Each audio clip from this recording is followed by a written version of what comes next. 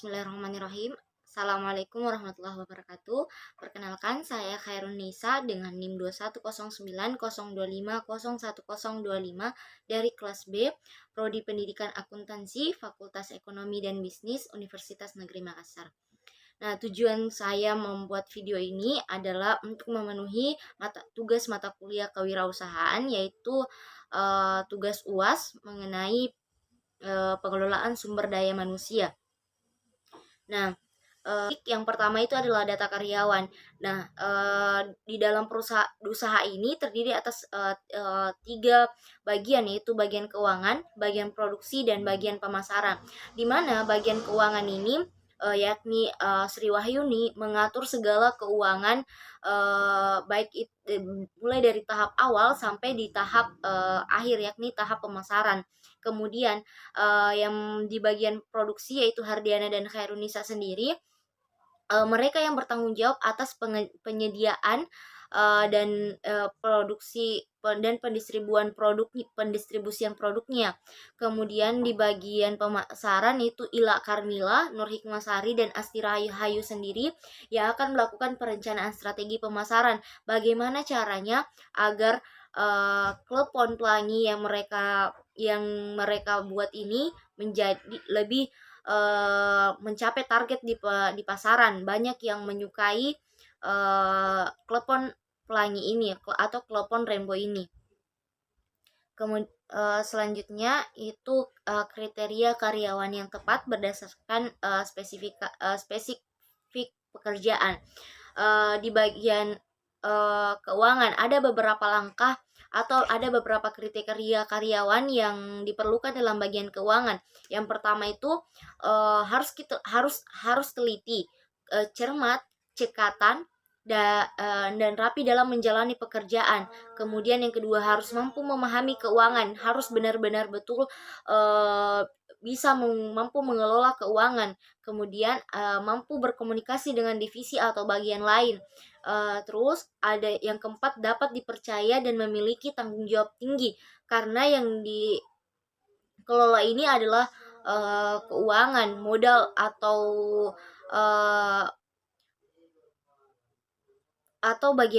bagian penting dari suatu usaha. Kemudian ada yang kelima adalah mampu mengatur arus pemasukan dan pengeluaran keuangan usaha. Terus yang keenam itu memiliki kepribadian yang tentunya harus ramah, sopan santun, dan berbudi luhur. Dan yang terakhir itu selalu memperhatikan hasil kerja yang sempurna. Maksudnya ini harus memperlihatkan hasil kerja yang sempurna agar bisa menyeimbangkan dari bagian-bagian lain. Nah, selanjutnya kriteria karyawan yang diperlukan dalam bagian produksi yaitu mampu bekerja secara mandiri dan kelompok. Tidak hanya saling mementingkan satu sama lain, tidak hanya mementingkan diri sendiri, tetapi mampu menjalin hubungan dengan teman-teman yang ada di bagian produksi ataupun di bagian keuangan dan pemasaran. Kemudian mampu merencanakan waktu yang tepat untuk melakukan produksi. Selanjutnya, mampu bekerja sesuai dengan target kuantitas dan kualitas produksi yang sudah ditentukan. Dan yang terakhir tentunya harus mampu bekerja di bawah tekanan dan bisa berkomunikasi dengan baik. Kemudian ada di bagian pemasaran. Di bagian pemasaran ada beberapa kriteria yang diperlukan, yaitu mampu bekerja keras dan tahan banting dalam menjalankan tugasnya. Tentunya sudah tahu bahwa bagian pemasaran ini agak sulit karena harus mencari pelanggan dan harus tahu kapan waktu yang tepat untuk memasarkan usahanya atau produk-produk yang dihasilkan. Kemudian tidak mudah putus asa dan selalu optimis dalam bekerja. Dan tentu saja di setiap bagian itu harus mampu menjalin hubungan yang baik dengan siapa saja, dan yang memiliki keluasan relasi dan pengaruh di segala segmentasi pasar. Mungkin ini tidak terlalu tidak terlalu harus memiliki relasi, karena nanti bisa terjalin ketika sudah bekerja atau sudah turun langsung ke lapangan. Kemudian yang terakhir adalah memiliki pengetahuan tentang karakteristik konsumen agar mampu melakukan pendekatan pada konsumennya. Misalnya saja bisa public speaking, kemudian terus selanjutnya adalah bagian proses perekrutan karyawan. Di bagian perekrutan karyawan itu terdiri atas beberapa proses. Yang pertama yaitu rekrutmen planning atau perencanaan rekrutmen. Rekrutmen planning atau perencanaan rekrutmen merupakan langkah pertama dari proses rekrutmen, di mana posisi yang kosong dianalisis dan dijelaskan, termasuk spesifikasi pekerjaan, kemudian pengalaman, kemudian kualifikasi dan keterampilan yang diperlukan untuk pekerjaan ini. Terus strategi development atau pengembangan strategi, di mana langkah ini adalah untuk memutuskan strategi mana yang akan diadopsi untuk merekrut kandidat potensial untuk suatu usaha Klepon Rembo ini. Mungkin terdapat beberapa poin seperti yang tertera di slide, yaitu membuat atau membeli karyawan. Maksudnya itu usaha ini memutuskan untuk memilih karyawan yang terampil dan mampu berinvestasi dalam program pelatihan dan pendidikan, atau usaha ini mampu menyewa tenaga kerja profesional yang terampil. Tentunya dalam usaha klepon ini harus bisa memasak atau bisa ahli dalam membuat aneka macam makanan tradisional, utamanya klepon. Selanjutnya itu jenis perekrutan. Nah, jenis perekrutan yang ini adalah usaha memutuskan metode yang digunakan untuk merekrut individu. Jadi usaha ini sudah menentukan ada metode tersendiri di dalam usaha tersebut untuk menentukan merekrut individunya. Kemudian di area geografis terkait dengan daerah dari mana kandidat akan dicari. Selanjutnya ada searching the right kandidat atau mencari kandidat yang tepat. Nah, pencarian adalah proses rekrutmen di mana sumber daya bersumber tergantung pada kebutuhan pekerjaan. Pencarian kandidat pertama akan dianalisis. Proses ini terdiri atas 2 langkah, yaitu search activation atau aktivasi sumber, yang mana setelah memverifikasi dan mengizinkan keberadaan lowongan, pencarian kandidat akan dimulai. Kemudian selling atau penjualan, di mana memilih media mana yang akan digunakan sehingga menghasilkan kandidat prospektif. Selanjutnya ada screening atau shortlisting atau penyaringan, di sini screening adalah proses penyaringan aplikasi kandidat untuk proses seleksi lebih lanjut. Penyaringan ini merupakan bagian internal dari proses rekrutmen yang membantu dalam menyingkirkan kandidat yang tidak memenuhi syarat atau tidak relevan sama sekali yang diterima melalui searching. Nah, proses penyaringan perekrutan ini terdiri dari 3 langkah. Yang pertama adalah mereview resume, kemudian melakukan wawancara lewat telepon atau video atau bahkan bertemu secara langsung. Kemudian mengidentifikasi kandidat teratas. Dan yang terakhir itu ada evaluation and controlling atau evaluasi dan pengendalian.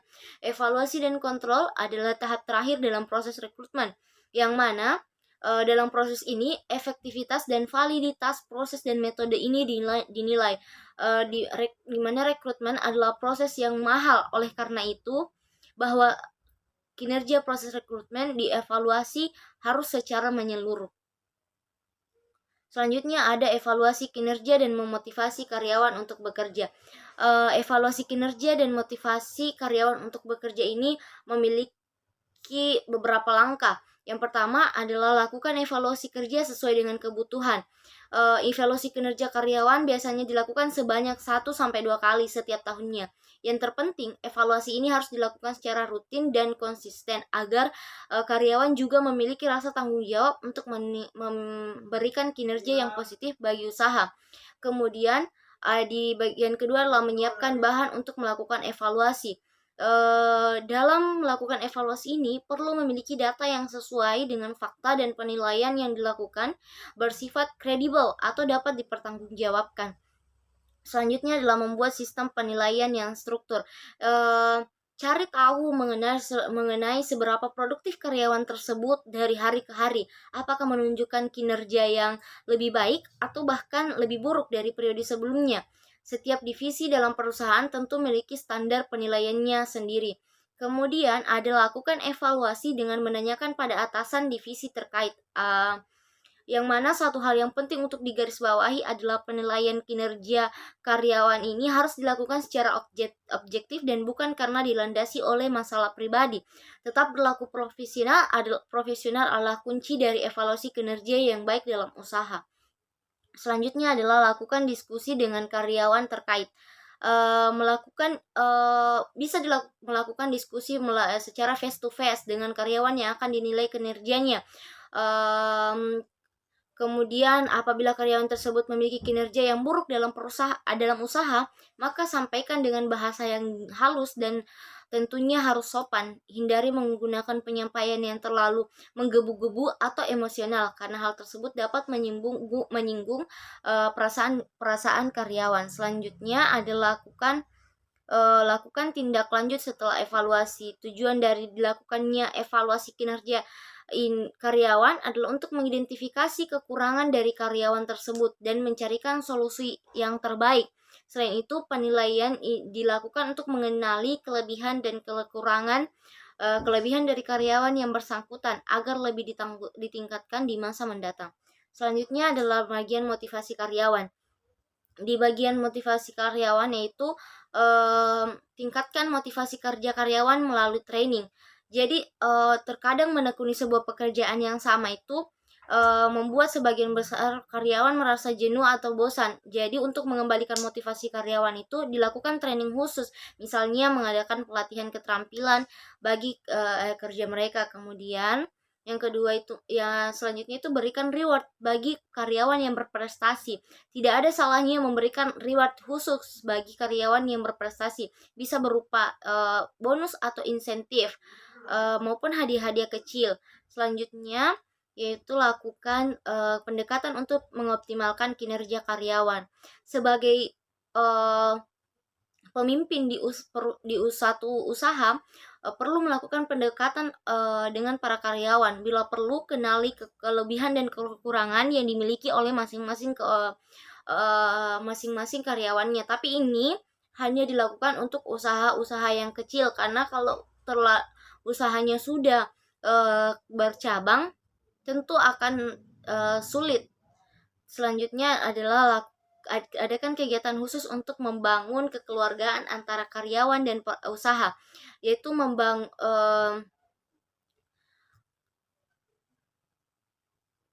mungkin itu saja yang bisa saya sampaikan. Lebih dan kurangnya mohon dimaafkan. Wassalamualaikum warahmatullahi wabarakatuh. Baik, mungkin itu saja yang dapat saya sampaikan.